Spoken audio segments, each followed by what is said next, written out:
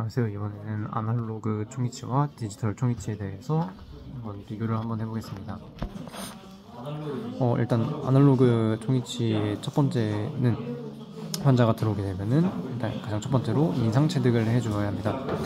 인상 체득을 해준 다음에 그 인상 체득한 걸로 이제 연구 모형과 진단 모형을 제작을 해주고, 그 모형을 토대로 이제 환자 구강에 맞는 개인 트레이를 만들어준 다음에 그 개인 트레이를 통해서 이제 환자 구강을 이제 최종 인상을 해주고, 그 최종 인상과 교합 체득한 걸로 이제 완전한 작업 모형을 만들어주게 됩니다. 이제 이게 환자가 왔을 때 아날로그 총이치의 단계이고요. 그 다음에 디지털 총이치로 넘어가게 되면은 환자가 오게 되었을 때 이 디지털 총이치의 경우에는 스캐너를 사용을 합니다. 스캐너는 이제 두 개로 나뉘게 되는데요. 구강을 검사하는 구강 스캐너와 이제 모형을 검사하는 모형 스캐너가 있습니다. 일단 환자가 왔기 때문에 구강을 검사해야 돼서 이 구강 스캐너를 사용을 할 것이고요. 구강 스캐너를 이제 환자 입을 통해서 넣어서 이제 구강에 있는 치아라든가 잇몸 구조, 그리고 치은이라든가 아니면 뭐 다른 부분들을 모두 옆에 있는 컴퓨터로 영상 데이터로 옮기게 됩니다. 그렇게 되면은 이제 아까 아날로그에 했던 대로 모든 이제 환자 구강의 모든 부위를 영상 데이터로 빠르게 옮길 수 있게 되었습니다. 이제 이 정도로 빠르게 끝이 나게 되었고, 그 다음 아날로그 단계를 계속 설명을 해보자면, 작업 모형을 만들었으면 그 작업 모형을 토대로 이제 나비치를 만들어주게 됩니다. 나비치를 만드는 거는 저희가 1학기 때 했던 것처럼 일단 기초상을 만들어주고요. 임시의치상 기초상을 만들어주고, 그리고 하악과 상악 모두 만들어준 다음에 교합제를 만들어주어야 합니다. 교합제를 만들어주고 이 상악과 하악을 모두 교합기에 마운팅을 해준 다음 이제 교합 평면을 맞춰주고, 그리고 이 교합을 맞춰준 다음에 인공치아를 식립을 해서 이 교합까지 모두 맞춰줘야 합니다. 물론 이 인공치아를 식립하는 과정에서 전치와 구치 모두 교합 평면에 맞춰줘야 하고, 그리고 뭐 보상성 망곡이라든가 측방 망곡 이런 것들을 모두 지켜주어야 합니다.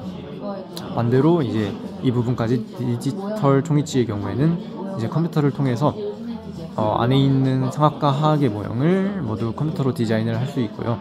이 과정을 저희는 캐드캠에서 캐드라고 합니다. 그렇게 안에서 교합 평면을 맞춰보고 상악과 하악의 교합을 한번 비교를 해보고, 만약에 그 부분에서 이제 뭔가 교합이 걸리는 부분이 있다면은 컴퓨터 안에서 직접 삭제를 하고 보완을 해줄 수가 있습니다. 이렇게 해서 이제 아날로그가 하던 방식을 모두 컴퓨터가 이렇게 빠르게 하게 되었습니다. 그 다음에 나비치가 모두 끝이 나게 되었으면은 2학기부터 시작을 한 이제 수지치 과정으로 넘어가게 되는데요. 일단 첫 번째로 상악과 하악은 모두 상악용 함, 하악용 함의 3차 메모를 통해서 메모를 해줍니다. 그런 다음에 이제 메모리 모두 끝났으면은 왁스를 안에 있는 나비치를 이제 조금 녹여줘서 빼내주고, 기초상을 빼내준 다음에 이제 메모제 안에 있는 주형 안에 레진을 넣어서 수지치로 변환을 시켜주는 그 과정까지가 있습니다. 그렇다면은 이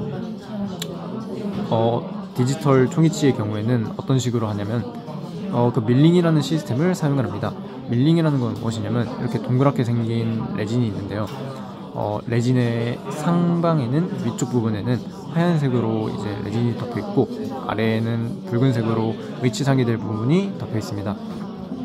이제 이거를 밀링 기계에 넣어서 이제 저희가 컴퓨터에서 설계를 한 대로 이 부분들을 모두 돌려주게 되면은 기계가 알아서 저희가 설계한 대로 이 상악과 하악을 둥근 원형의 이제 레진을 모두 깎아주게 됩니다.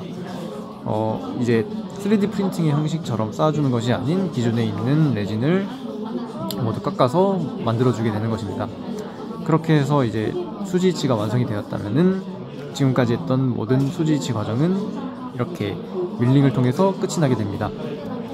그 다음에 이 수지치가 모두 완성이 되었다면은 중합까지에서 완성이 되었다면은 그 그 다음은 이제 다시 교합기에 재부착을 해준 다음에 교합에 문제가 있는지 없는지 확인을 한번 하고, 그리고 선택 삭제한 다음에 마무리로 러버 포인트로 연마하고, 네, 그리고 휠로 퍼미스를 붙여서 연마해주고 이제 루즈로 광택을 내주는 것이 이제 아날로그 총기치의 마무리입니다.